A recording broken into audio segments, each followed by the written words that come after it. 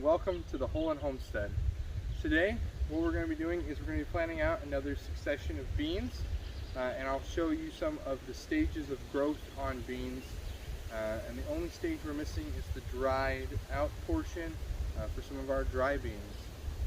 Alright, so first part of planting your beans is you're going to want to have an area to plant. So I've prepared this soil, and we'll be adding some fertilizer to each of the drills before we cover them up.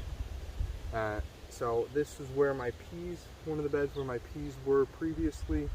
We took those out, weeded the beds, made it all clean and nice for the beans to be in. So what you're going to want to do is you're going to want to go ahead and make a drill in the bed. And so we're using this whole bed with one variety. So I'm going to go long ways. And we're going to make 3 furrows, 3 drills in a row. Okay, so now what we're going to do is we're going to plant the beans. And beans are a great crop if you're just getting started in gardening, and they are pretty easy to grow. We've got a few pests such as the Japanese beetles, but they aren't always too bad, and they don't seem to dampen my crops very much. So my bag is leaking on me. Anyway, so what we're growing here is Tender Green Improved, which is a green bush bean. And I try to only grow bush beans here. That's what I've always had success with. I try not to grow pole beans, and there'll be more on that in a little bit. But we've got our Tender Green Improved bush beans, and we're going to place them in our drill about 4 inches apart, which is, let's see what the bag recommends for spacing. The bag recommends 4 to 6 inches. So I go on the low end because I know not all of these will germinate. They're older seed. So maybe even go 3 inches. But the ones that do germinate will have plenty of room, and they will give us a nice crop. So after you get your beans planted, what you want to do is you just want to take your fingers, take your hands, cover up those bean seeds, and then water them in nice and well. But green beans aren't the only kind of bean that we grow here. We also grow drying beans, and these include kidney beans, black beans such as black turtle beans, and pinto beans. So these are grown in the same manner. I've created drills. I've got my beans, and we'll just go ahead and plant them the same way. Now, you may be wondering what I'm using for seed here. You're probably not wondering that, but I might be kind of cheap.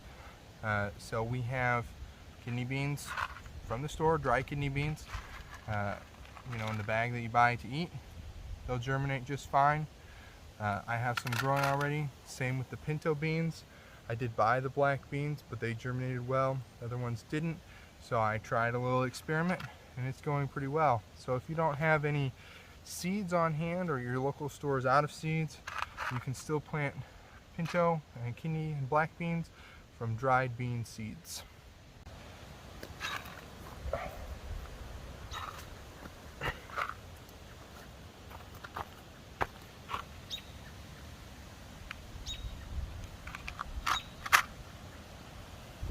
So, something you may be wondering is where I'm getting the space to grow these succession crops with the beans.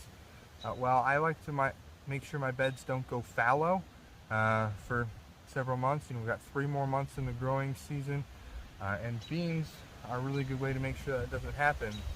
They've got a decent time to maturity. I still have I think it's probably about 90 days left until our first frost. So things that I can grow under the wire like that, I'm gonna get them planted out. And you can do that too. I don't want this to sit empty. I want it to be productive. I want it to be growing food and continue to go. So that's why we're planting more things out right now, even though it's July.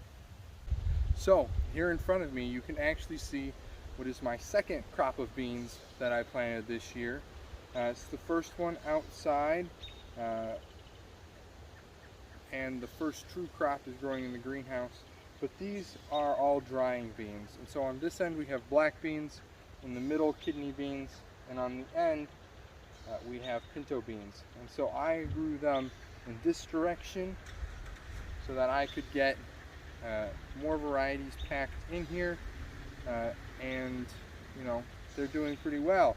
Now when we talked about growing pole beans earlier, the kidney beans are being a really well-behaved citizen, staying at an appropriate height, producing like they should.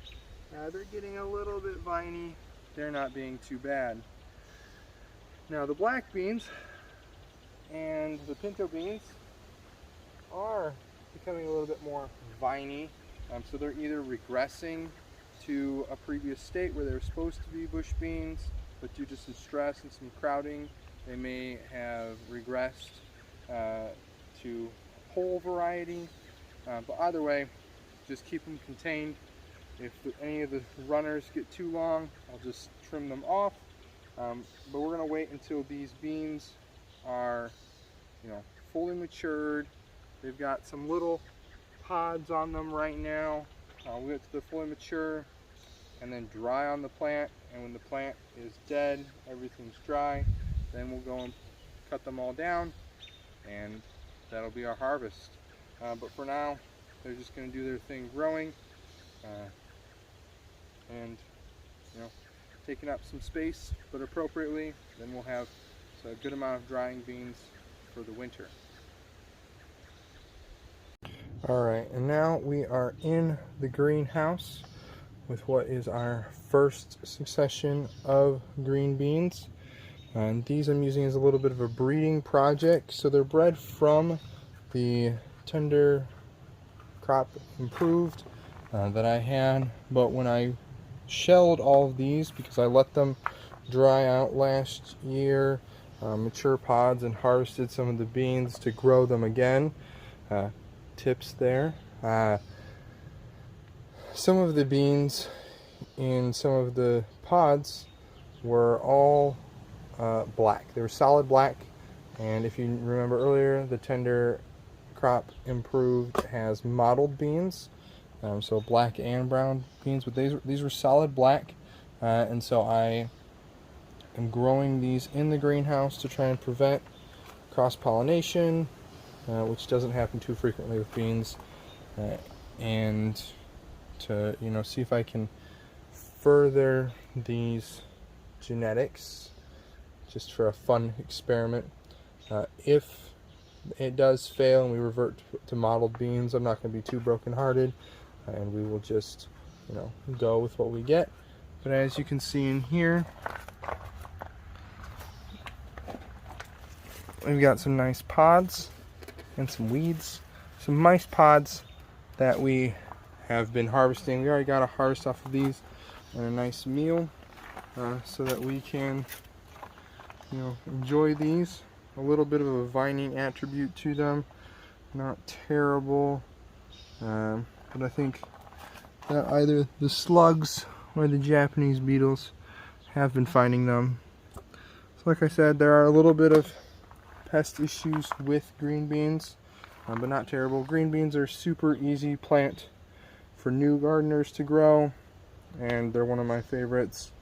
You just get such a bountiful harvest off of them. So to sum things up, we love growing green beans here on the Hollen Homestead. They provide such a great food source for us. They're super nutritious and they just taste great. I don't know if there's anything better than fresh green beans, except for maybe fresh corn from the garden. And we like to blanch them and freeze them each year, and we'll show you how to do that later once we're getting some more substantial harvests, and we'll show you how to harvest the dried beans too. But you know, beans on any scale are a great crop, and if you've got limited space, I'd recommend that you try to do a pole bean, get a little taller, use more of that vertical space, get some sticks in there to support them, and have a great time with it. From the Holland Homestead, we'll see you next time.